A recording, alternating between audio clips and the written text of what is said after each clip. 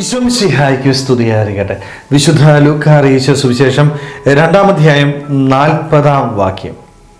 ശിശു വളർന്നു, ജ്ഞാനം നിറഞ്ഞ് ശക്തനായി, ദൈവകൃപ അവൻ്റെ മേൽ ഉണ്ടായിരുന്നു.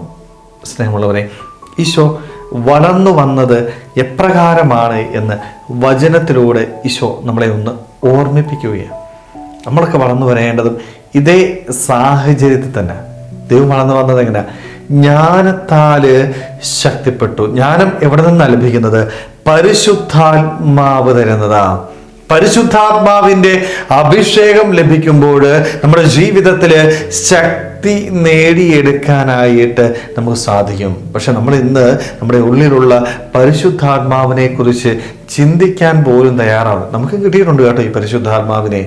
സ്ഥൈര്യലേപനം എന്ന് പറയുന്ന കൂദാശയിലൂടെ പരിശുദ്ധാത്മാവിൻ്റെ അഭിഷേകം ലഭിച്ചവരാണ് നമ്മളൊക്കെ. പക്ഷേ ഈ ആത്മാവില് ശക്തിപ്പെടുവാനായിട്ട് പലപ്പോഴും നമുക്ക് സാധിക്കുന്നില്ല. നമ്മുടെ ഉള്ളിലുള്ള ആത്മാവിനെ നമ്മളിങ്ങനെ ഉറക്കി കിടത്തിയേക്കുവാ.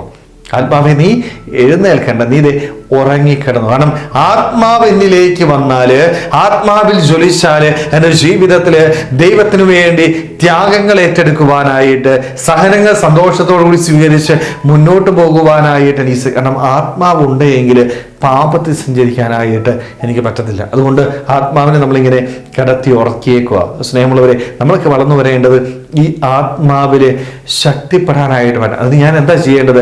ഉറങ്ങിക്കിടക്കുന്ന എൻ്റെ ആത്മാവിനെ വിളിച്ചെഴുന്നേൽപ്പിക്കണം, അത് ജ്വലിപ്പിക്കണം. പരിശുദ്ധാത്മാവിനെ ജ്വലിപ്പിക്കും തോറും നമ്മുടെ ജീവിതത്തില് ദൈവത്തിന്റെ അനുഗ്രഹത്താല് ശക്തിപ്പെട്ടുകൊണ്ട് ദൈവശക്തിയിൽ മുന്നോട്ട് പോകുവാനായിട്ട് പറ്റും. പ്രതിസന്ധികളെ തരണം ചെയ്യുവാനായിട്ട് നമുക്ക് സാധിക്കും.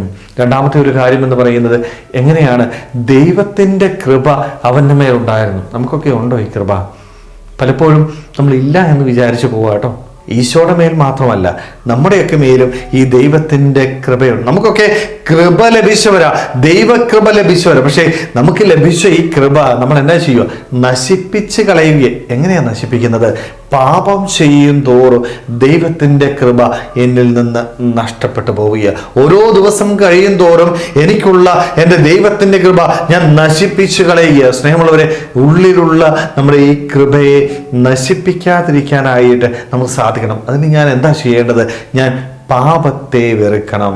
പാപത്തിൽ നിന്നാകുന്ന വിശുദ്ധമായ ഒരു ജീവിതം നയിക്കുമ്പോൾ ദൈവകൃപയില്, ദൈവ സംരക്ഷണത്തില് ജീവിക്കുവാനായിട്ട് എനിക്ക് സാധിക്കും. എൻ്റെ ജീവിതത്തില് സന്തോഷത്തോടുകൂടി എനിക്ക് മുന്നോട്ട് പോകുവാനായിട്ട് പറ്റും. സ്നേഹമുള്ളവരെ, അതുകൊണ്ട് നമ്മുടെ ജീവിതവും ഈശോ വളർന്നു വന്ന പോലെയുള്ള ഒരു ജീവിതമായിട്ട് മാറട്ടെ. അതിന് ഞാൻ പരിശുദ്ധാത്മാവിനാൽ നിറയണം. എൻ്റെ ഉള്ളിലുള്ള പരിശുദ്ധാത്മാവിനെ ജ്വലിപ്പിക്കണം. അതേപോലെ തന്നെ എൻ്റെ ഉള്ളിലുള്ള, എൻ്റെ മേലുള്ള ദൈവത്തിൻ്റെ കൃപ അതൊരിക്കലും നഷ്ടപ്പെടുത്തുവാനായിട്ട് ഞാൻ ഇടയാവരുത്. അതുകൊണ്ട് എൻ്റെ ജീവിതത്തിലെ പാപ സാഹചര്യങ്ങളെ പൂർണ്ണമായിട്ട് ഉപേക്ഷിക്കുവാനായിട്ട്, വിശുദ്ധിയോടുകൂടി ജീവിച്ച് ദൈവകൃപയിൽ പരിശുദ്ധാത്മാവിൻ്റെ ശക്തിയിൽ ആശ്രയിച്ചുകൊണ്ട് ജീവിതത്തിൽ മുന്നോട്ട് പോകുവാനായിട്ട് നമുക്ക് ഓരോരുത്തർക്കും ആത്മാർത്ഥമായിട്ട് ആഗ്രഹിക്കാൻ പരിശ്രമിക്കാം.